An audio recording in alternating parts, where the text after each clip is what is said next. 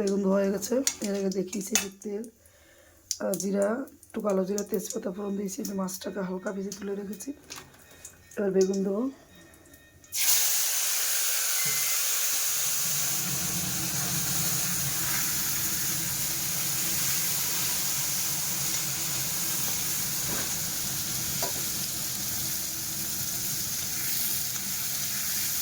বেশি বেগুন,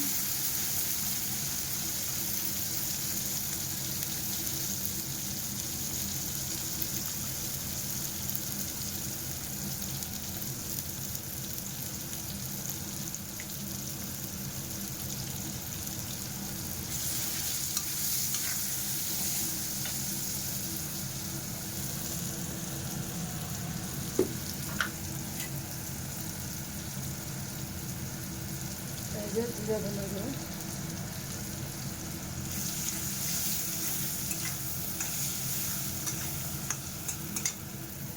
বেশি কষাবো না দেখুন।